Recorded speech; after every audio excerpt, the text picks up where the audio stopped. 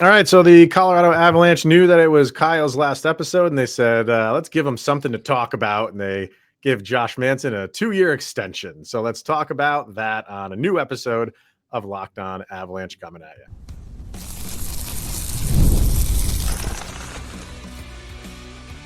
You're Locked On Avalanche, your daily podcast on the Colorado Avalanche. Part of the Locked On Podcast Network, your team every day. All right, everybody, welcome to the Locked On Avalanche podcast, part of the Locked On Podcast Network, your team every day. I'm your host, Chris Maselli, and with me for the last time, Mr. Shaggy Von Doom, Kyle Sullivan. Thank you for tuning in and making it your first listen of the day. Always appreciate it. And if you want to get in on the conversation, then join our subtext. Link is in the show notes below. You chat with Kyle and I for a little bit longer, and we get all your opinions, Avalanche related, and share it on this very podcast, which we are going to do later on in our last segment. We got a lot of people wishing Kyle fond farewell. So I'm wondering if he's going to be able to keep it together while we do that. It's been one of the hardest days of my life today, so I don't think I will. Yeah, so we'll do that to wrap this thing up. We got a couple more point predictions for next season. And yeah, where we're going to start is with that Josh Manson extension. Kind of out of left field, if you ask me. A little bit surprising that it happened now, but I guess the Avalanche just feel like, why wait? Let's just get this thing done. Not like it was a pressing matter, but I think it's just weird how in the offseason, there's really no, once you get to this level, there's no like priorities anymore. It's just like whatever one we can get done, we'll just do it. And the Manson one came up. It's a 2-year extension. He's making 4.5 this upcoming season. So this 2-year extension brings him down to 3.9. So they're saving a little bit of money there, but you get him for another 2 years, which I think brings him to when he's 35 or 30. Yeah, we're 35 years old. What's your thoughts on it? It's an interesting signing. It's honestly, it's really weird because doing episodes, you can't even talk about like priorities. I don't think re-signing Josh Manson's anywhere on that priority list. Like going into this offseason, and the Avs just out of nowhere sign him for 2 more years at a discount, which it's head scratching. Why now? And what are you doing? My only justification for this move is preparing yourself for the Cale Makar contract. This feels like you're getting yourself ready for. And honestly, like Josh Manson, love the guy. When he's on, but when he's not, it's a problem, and it's usually the penalty box. He's almost like the defensive version when it comes to production of like Drew Wynn in a way. It's like when he's there, when he's healthy, and he's on, he's great. But getting him to the ice is one thing, and then getting him like to actually contribute is the other. So I'm curious to see what the next 2.5 years look like. This gives him a little bit more value. If it doesn't work and things aren't going, like this is a more valuable trade piece because he's got some term. But if everything goes as planned, you get him at a discount and you prepare yourself and have a better idea on what you can do for Cale Makar. Yeah, I think every move you make is with Cale Makar in the back of your mind. I think that goes without saying. Everything you do is like, okay, how does this still leave us where we want to be with Cale Makar? Absolutely. But for Manson, yeah, I don't mind it. I don't hate it. Like you said, I think you summed it up very nicely. It's like when Josh Manson is having a good game, he's having a good game. And then he'll give you those stinkers every once in a while. We've talked about it so many times with him. You have to live and die with that. I wonder what this means for still if anything is else to come, and it is for this offseason. Like, because we were throwing around all guys that could be moved. Like, do the Avalanche want to make moves here and give their defensive squad or just the team in general a different look? Does that mean Manson's out the door? Does that mean Sammy G is out the door? That could still be on the table for Sam Girard. Who knows? I don't know. Like, I think for the Avalanche right now, it's just they like him. They like what he brings. They're not going to go extend him for 6 years for someone that's at 33 years old. But I think they're comfortable saying, like, let's see if we can get a couple more years out of him. because he's done some good things for us. Now, the problem with Manson is injuries. Like that's a big concern that's always been a problem for him with the Avalanche. So you correct that stuff, but that you just got to play the games and see how that plays out. I don't know. I thought I'm okay with it, but the timing of it just seemed like, why not wait till the season? Like you could have done this at any point during the season, and just see, like, if he gets injured again, like if you get to the new year and he's missed half the games because he's injured again, like why? Maybe you should think about this. But no, they basically said no. We're all in for another 3 years of Josh Manson. And see, in this way, like, and Josh Manson he's last time he played 80 games was 2017. So it's been a while. Like last year was under 50, and then he had like 76 games, and then it was 22 and 24. Like, not ideal. And I think honestly, slapping this extra 2 years on him and getting it at a discount, I think this actually adds more value to Josh Manson if you want to move him. I feel like if you were trying to move him this offseason for making some moves, making some trades. By the way, the noise around Sammy G is deafening, so keep an eye on that. But Josh Manson getting a little bit of extension at a discount just means you would not take him next year as a rental. That's silly. At 4.5, that's just goofy. Now he's at a discount and he's got some term, which that adds some value. What he can bring you for that value, if you want to trade him, now he looks a little bit more appealing. Not like you're going to do half the season with a Josh Manson with that weird contract. I kind of respect this move and don't feel like it's completely done for Josh Manson. He's got to step it up a little bit, and so does Sam Girard. Yeah, I think that's well said. Like if it's not working out, like this is movable if you need to, and even if he's playing okay for the extension of for the life of the extension, it still might be something that you revisit depending on where the team is on that last year. The second year of this extension around trade deadline. If things just aren't going well for the team, you just have the ability to move that contract, because in 2 years when the cap goes up even more, 3.9 is going to look like just pennies on the dollar. You know what I mean? It's not going to be that difficult to move, which I think you can move most contracts in the league. Someone's willing to take it. 3.9 for a big defenseman. People like those guys, even if they are 35 years old at the time. So I'm okay with it. I am. He's not the most reliable guy, but he works hard. You know what I mean? I do appreciate the effort that he gives you. And if he can stay out on the ice, maybe that would just help him get into more of a routine and not have all of these, games played where he's actually, where am I looking here? So last year he only played 48 games. We'll do his point prediction here in a second. We'll start with him. So he played, where am I here? Okay. So he played 76 games in 23-24. Is that right? So you're right. He had played 18-19 in 18-19 he played 74 games. I don't remember him playing 76 games in 23-24. I mean, and even though he had 25 points, and that was a very up and down year for Josh Manson, where he started out the year looking like, this guy's good. I like this Josh Manson, and then he like completely hit a valley and then really never recovered in 23-24. Yeah.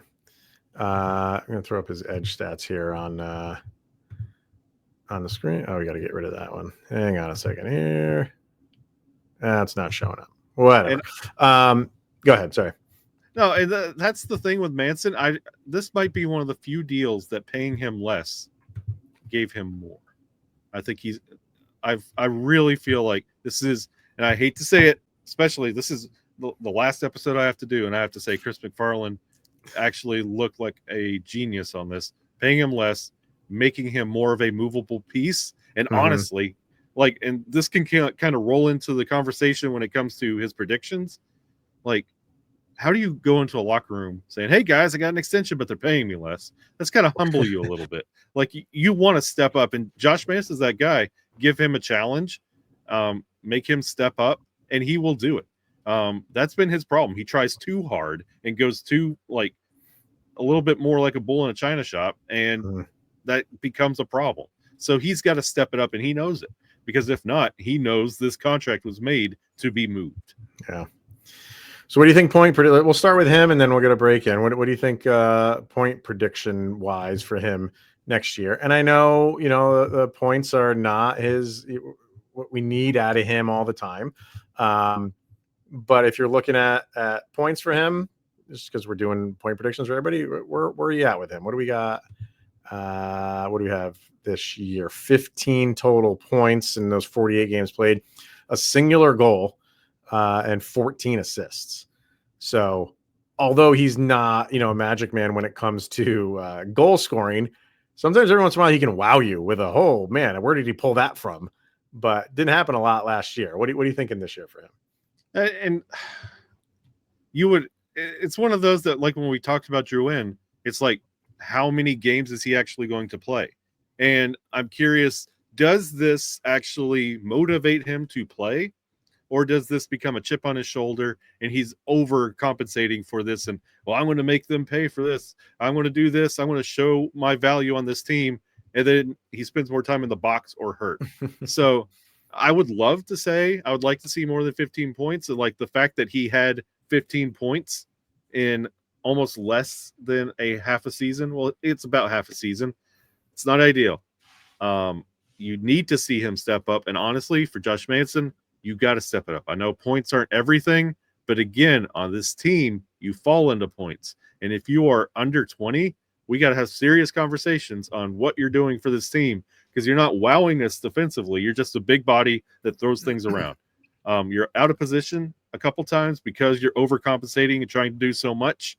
Points aren't going to be there. I would like to say 20, but does he even get to 20 games is going to be the big Oh God, I really hope so. You know what? Like I almost don't care what he has for points.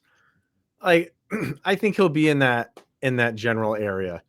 15 to 20 points. That's what's his career high. 37 is his career high back in 17-18, his fourth year in the league.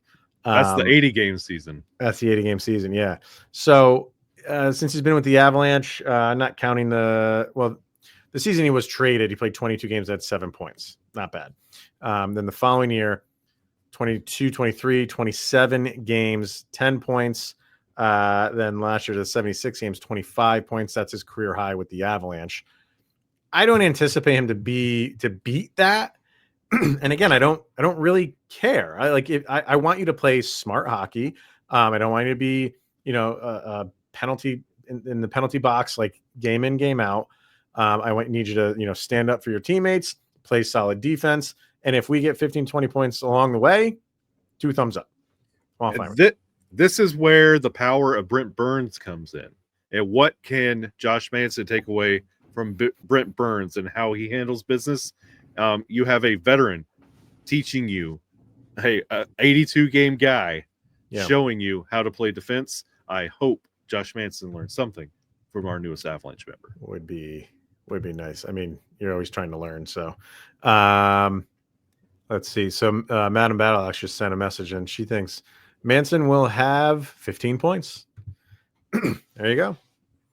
She's on the same page as always. Look at us go.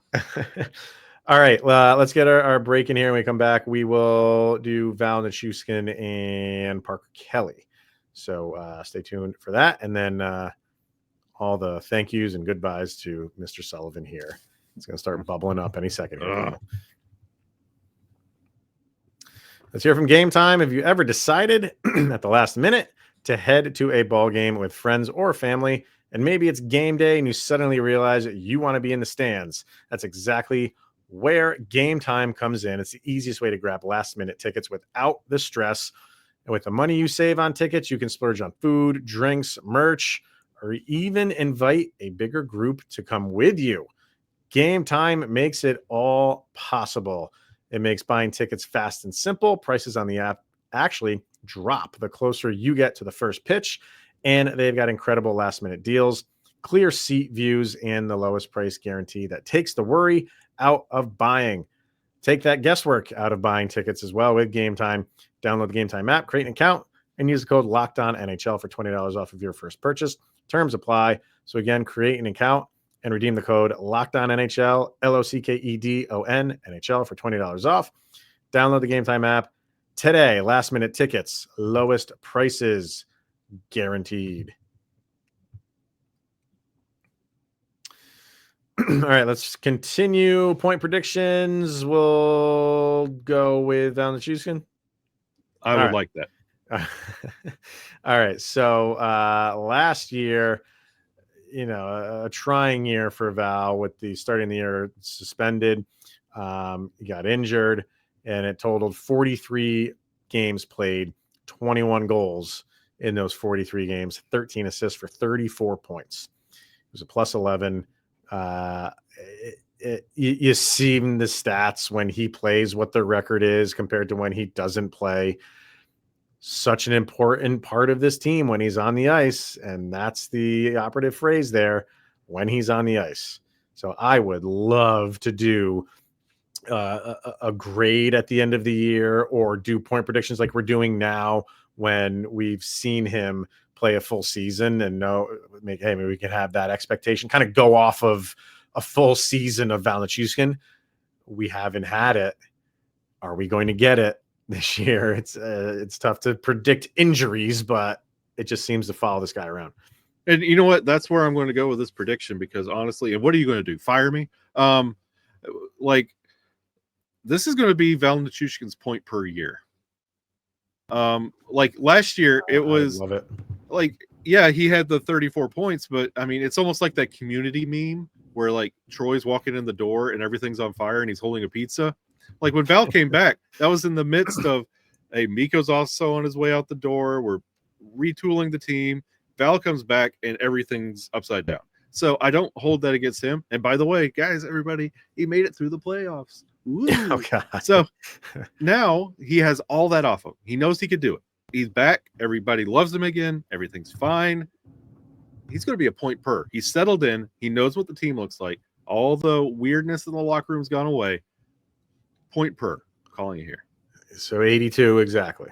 If you like, or you mean however many he plays? Okay, yeah. I got it. If he's playing, he's going to if 74 games, he's going to have 74 Gotcha. points. 82 games, 82 points. But I feel like he's going to be at a point per pace, and then he's going to start catching the eye of the national media again. Of wow, and he's going to be SB. Like he's going to be getting awards of like comeback player of the year. Overcame all that, got settled in. And he's going to restore a lot of faith in the fans and the National Hockey League. Interesting how, I mean, there's always going to be some fans that hold what happened against him. And that's just going to follow him around for the rest of his career. And there's going to be the part of the fan base that just does not like what happened, even though we genuinely don't know all of the 100% of the details, but people can make their own assumptions and dislike whatever they want to dislike about Val Nichushkin. That's going to follow him around. But I do feel like there are some people, or maybe at least the tone dropped a little bit around him when he got in, played games, got into the playoffs, played the full, but so the tone maybe shifted a little bit. I don't know if it changed, but at least it shifted. People kind of, you didn't hear a lot of the just the dissension towards him, and the vitriol thrown towards him as he played. So that is interesting to see how that's kind of turned around a little bit, and maybe that just makes him feel a little bit better about himself and about his game. That doesn't help with any injuries or anything like that, but maybe it helps his game play, saying like, hey, I got most of these people like kind of behind me now, and I can go out and play how I know how to play. I don't have to worry. I don't have to short stick anything. I just go out and play hockey the way I know how. And I love your prediction. I love it. So I don't think I can do anything better than how you laid it out. However many games he plays, he is capable of being that guy, of being a point per game guy. Like he's pretty close. Once you started picking things up for the Avalanche, and I'd say 21, 22, 62 games played, 52 points, 53 games played, 47 points, 54 games played, 53 points. Oh, so close that year. And then last year, like I said, the 43 and 34. So he's right there. Yep. I can't disagree with him. Like, is he capable of doing that? 100%. 100%. I think he's looking to just settle in, have all these distractions go away, and just get on the ice and have a line that's a solid line that he can, because he's another one that when he was out there, the lines were fluctuating all over the place. So he's another one that can benefit from having, if Brock Nelson and if Gabe Landeskog can overcome this thing, he benefits from all of that and points he gets on the power play, because he is huge on the power play. So he'll get some, sandpaper goals there too. Yep, it's an off season where we're not talking about Val Nichushkin. It's what he's going to bring. Like, he's not an off season storyline. It's not something lingering around. He's conquered his demons on and off the ice, and he proved it. And he's going into this season feeling confident, and I feel like that's going to show in a point per production. I agree with you, but you know how many people just said the word "yet" when you said we're not talking about Val Nichushkin in this off season? Well, I can't help those people. We're all right in our mind. Exactly. And then finally, Parker Kelly. We're finally getting to Parker Kelly. We're gonna get to Parker Kelly on day one of this, but things happen. Kyle decided to get a job and all that stuff. So, Parker Kelly, gotta love the guy. He's got an extension on his way. What did he have last year? 80 games played, 19 points total, 8 goals, 11 assists, almost a carbon copy of the year before when he played for Ottawa, 80 games. He had 8 goals and 10 assists. So we got an extra assist out of Parker Kelly. And we got +7 out of him too, because he was a -1 overall compared to a -8 for Ottawa. So, this kind of goes in to me like the same as Josh Manson. I don't really care how many points he scores, because like he does so many other things for you on the ice. But I do think like this could be something where he's a little bit more comfortable with the system, being with the team in an off season. He had 19 last year. I'll give him an extra point. I'll give him 20. I'll go 25, because I feel like that contract is a morale boost. I feel like he feels like he is appreciated. And I feel like he's settled into a role. He can settle into that playing next year. I'll give him 25. I think he could reach that depending on the outlook of this roster. Like what is going to become of the rest of the roster? Where are the guys in the bottom 6 playing? Because he's capable of, if you got to move him up to the third line, he might even start on the third line. For all we know, who knows how they're going to fill out this roster? But he could be the beneficiary of being bumped up every once in a while. And if he takes advantage of those games where he gets a few extra minutes, sure, he could net 3, 4, 5 extra points. So we'll see. But yeah, Parker Kelly, we're glad you're here. 100%. And there's a lot of people glad that you are here, and are none too happy that you are on the way out. So we'll get one last break in, and we come back. A fond farewell to Mr. Shaggy Von Doom. We'll do that next. All right, sir. So the final segment for Kyle Sullivan here. It's for me, it's totally bittersweet, because we've talked about it so many times. Like, we've known this is happening a lot longer than we've announced it. So I've told you over and over again, like, how like proud I am of you, of what you're going into. And not only that, just like the podcast world. Like we said many times how you got involved with this show, but you did a show before this. Mm-hmm. And we were talking about it, and I was like, dude, you should go do your own thing right now. This was before I was going to have a co-host on, and you did the Puckberg show, which was a great idea, and you had some like fun guests on that, and then that kind of went by the wayside, and that's kind of where I was like, I should just have him on here, because he's on here enough anyway. he holds the record for guest appearances. So why doesn't he just come on all the time? You jumped at it. And it was the best decision that I could have made because the show has been like we've the numbers just go up every year.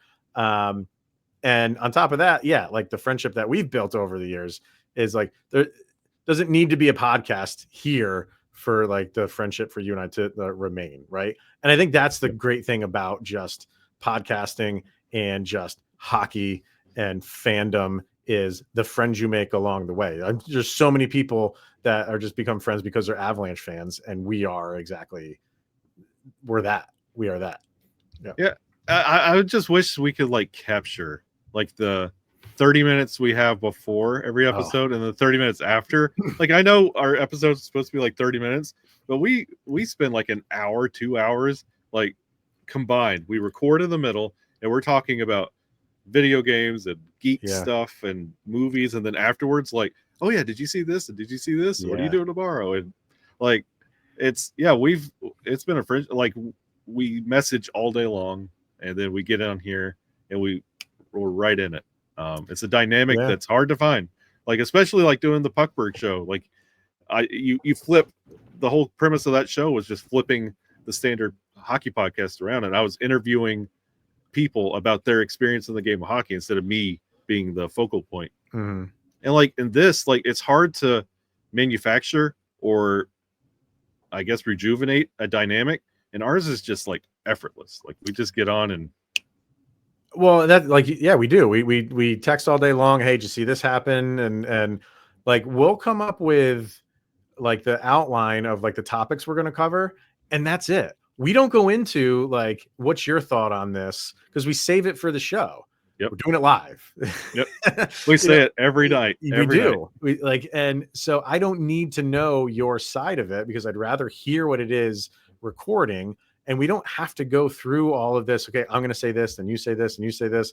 It's just fluid and it's effortless to say, I can throw at you, these are the topics we're going to do. I know you'll have your opinions and I'll bring mine. And sometimes they're the same, sometimes they're not. And I think like the respect I have for your opinions, I don't ever like say like you are wrong and how you like, no, like that's not how you do this. So I loved that part of it, of being able to just I throw minimal stuff at you, say, hey, this is what I think we should cover tonight. You'll come back. Hey, let's do this. Fine. And then we just, I say we hit record, but there is at least a half hour of banter before we hit record. And once we hit record, it's just, we don't struggle to fill in the time. And that's always a funny thing, is because we're always like, well, should we put this off for tomorrow? Or is this enough to have for the show? It's always enough, because we're almost over on time as it is right now. We're going over on time today, people, because Von Doom deserves it. But we always go over on time, and we never struggle to come up with, talking points. And that's huge here. There's no dead air. There's no like, oh God, this is running short and we have only talked about it for 3 minutes. Like it's none of that. So totally appreciate that part of it. And like, even when stuff breaks, like I just love where it's like, we'll talk. Like whenever like the Miko stuff, it's just like, we'll talk. Yeah. Like nothing else said. Because we would throw little bits at each other because you want to talk about it. Yeah. But you also want to say something for the show. So even when the big stuff happens, you're like, okay, like we'll talk. Here's my little bit, but stuff like, when we're ready to go, I will shoot you the text, like setting up. Yep. Oh, like, and that little stupid things like that, like I'll miss that, sending you the text. Or sometimes when, the kids are struggling to go to bed, I'll send out the delayed about 15 minutes. Bro, like I climbed out of a tornado shelter to do an episode when like in the early days when we first started. I've done this show after getting out of a tornado shelter when a tornado missed my house by like half a mile. Yeah. I did it after a root canal, and after I had to go in for like some kind of like something on my spine. I had to go in, and I was like in pain the whole episode, but I did it. Like I've always answered the call. I think you have said I can't go tonight maybe twice. Probably twice. I think twice. in the 4 years you've been doing this. Yeah. 3, 4, however many years you've been doing it. Yeah. Like, you know, Brent, you're the Brent Burns of podcasting. You were always there. So a lot of people on subtext here throwing out some love for you. So I gotta bring these up. Lisa says, as for Kyle, the 2022 Cup run and the Twitter spaces he put together were the best. As you know, being a fan out of market is tough, and being able to enjoy the games and share the nervousness was great. The friendships formed were even better. I'll also miss hearing someone discuss hating the Canes as much as I do. Wishing the best for Kyle and the kids in the next chapter. I appreciate that, Lisa. And hey, we are Penn State. What a time to be a Penn State hockey fan. Yeah, but I'll never give her any credit to her Hershey Bears. Are you not a Hershey Bear fan? Oh no, I'm a Wilkes-Barre fan. Really? My loyalties. There's a rivalry there. I did not know that. All right. But yeah, you used to hold those Twitter spaces a lot for kind of like live watch-alongs. We had the game. Yeah. We had the game on. You put your phone down, and we're all just sitting there talking. Yeah. Let's see. Who do you think this one's from? Love you, Kyle. My brother. I wish you all the best. I'll hold down the fort, questioning C-Mac's moves and Nate's attitude for you. That's my brother. That's Vargar. That is Vargar. All he had to say was a question the C-Mac moves, and you knew who that was. Coy says, Shaggy Von Doom, Kadri Lifer, Gerard hater. Really? I don't think you're that much of a Gerard hater. But his time is very much done, and I'm done with the Sammy G experience. That's for sure. So he says, Kadri Lifer, Gerard hater, LOA legend. He's not dead, but moving on to big things. Congrats again. It's from Mr. Coy. I'll be around. Oh yeah, no, you will. Mark says, if anyone has any, Kyle, Mr. Shaggy Von Doom, you'll be missed, man. You'll always keep it real. Provided stellar hockey insight and guidance for us fans. You had a remarkable run. Love you. Fair wind and following seas, and go Avs go. Absolutely. I love that. Appreciate that, Mark. That is from Mark. And the whole funky bunch. Adam says, it's a little thing, but I love it every time my screen would freeze. Kyle would say, oh, and you froze. Well, pulling the curtain back. This is a video and audio podcast, and that is just audio marking. That goes all the school that I went for. That's what that is. Audio marking for the audio listener. So he says, now whenever I watch and live feed or any live feed and that happens, I find myself saying, oh, and you froze with the same inflection as Kyle. I'll miss you, buddy. That's from Adam.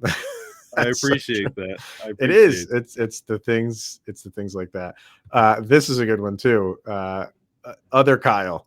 Kyle Steele says, I'll definitely miss the quote, not you, Kyle comments whenever my subtext inputs are read. I always appreciate his charisma and personality that he added to the show. Best of luck to him in all his future endeavors. And I hope he isn't a stranger to the podcast moving forward. We'll miss you, Shaggy. Also, the Pensacola Ice Flyers are the superior SPHL team. Oh, throwing barbs here on the last episode. I don't know. I got friends that work with the Pensacola. I have no hatred for them, but go Birmingham Bulls all the way. Go Bulls, go.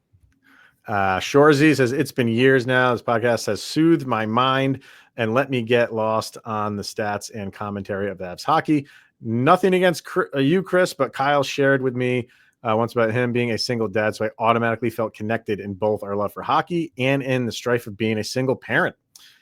See what I mean, man? Like, we reach more than just the hockey fan here. Following you now since the beginning, I've seen your success with going back to school, and it's motivated me more than you know. I'm super happy for you, brother. I wish you all the best in your new endeavor. Long live Avs hockey, and long live the Supreme Chancellor Shaggy Von Doom. Oh, brother, you're going to be. Hey, keep him around, man. I love what you do, and I'm proud of you. I can say it here in front of everybody. You're doing a great thing. That's awesome. Zach says he'll be missed. So sad to see him go. Brandon says just the best of luck to him, and that he checks in every now and then. And I think you will. I don't, big I'll be things wearing happen. Devils stuff this time. Oh, see, you can and not catch heat for it. That's right. And then Mayor Charles says, tell him I've started a GoFundMe to erect a statue of him down here at the Birmingham Bulls Pelham Arena. Hey, that's what I'm talking about. Hey, they need it. They got rid of the amphitheater across the street. There's nothing over there now. No. Well, I miss that arena. They're gonna have a statue of you. So hey, I appreciate that. So yeah, man. So that's a lot of the subtext crew. So it's great, man. Like, I mean, it's sad for this part. Like, I'm not worried about like the outside of the podcast thing because you and I be talking all the time. And another thing that I just read a bunch of things that like this podcast did like outside of the actual show. That Shorzy one is great. Being like a single, that is fantastic. But and then we did this for a year or so, and then we finally got to meet in person. Yeah, I think a lot of people realize like they probably because the how we just flow on this show, thinking that like we grew up together. No, like we live in different states, and they were playing on the East Coast, and we went to, I think it was back-to-back games, right? Like, did you go? I went to the Devils game. Okay, I think I went to they played back-to-back Islanders and Devils. I went to both of those. I met up with you at so that was just cool, just to meet like this dude that I talk hockey with all the time, meet him in person finally, and it was just like we do this episode in real life. Like I was like, I wonder what that dynamic's gonna be like in person. We're like, hey, what's up? And then we just get right to talk. Oh my god, it was seamless. It was seamless. So definitely gonna miss you here, but I know we'll be talking like normal outside of here. So any last words for the Von Doom? Yeah, I'm going to miss the Avs fans the most. Like, this has probably been the hardest day for me. Like, I walked away from, like, this was my last day teaching as well. Mm-hmm. So I walked away from that, and it did not hit me as hard as this. Not getting to, like, laugh it up with you and the Avs fans. Like, I'm looking forward to not having to record after a Anaheim Duck game, where those games usually end for like 1 or 2 in the morning. Yeah. I won't miss that, but everything else I'm going to miss. Like, I'm going to still love the Avs. I'm going to follow them. I'm still going to rep them at the new job. But I'll be around. It's just a new chapter in life. I got to prepare my kids. Like, I got one who's a teen, one about to be a teen. You're going into uncharted waters for you anyway. Like I'm about to have a 14 and a 12-year-old, so I've got to make some changes and like prepare for them getting older. So the time for fun is done, and this is going to be the first time I've been down to one job. I've usually been juggling this and a day job and college. Mm-hmm. All of that's going away. So simplify life, man. I can't fault you for that at all. So it was a good run, and I know you'll be back here and there checking in when big things happen. If you're free, would love for that to happen. So it was great, dude. Yeah, great. Can't beat it. So Mr. Von Doom, everybody. So appreciate that last time making this your first listen of the day with Mr. Von Doom a part of it. So I'll be back on Monday. Flying solo, going back to my roots of the Locked On Avalanche podcast of just flying solo for the time being, and we'll see where things go from there.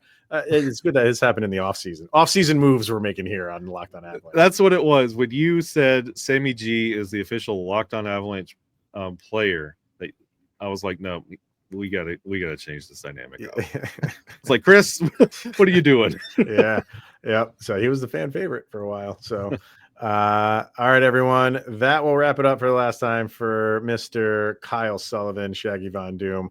I am Chris Maselli. This is the Locked On Avalanche podcast. And Kyle, to quote that Irish proverb, wherever you go, you're 24 hours away of Sidney Crosby being on the Colorado Avalanche. It's been fun. I'm not even supposed to be here today.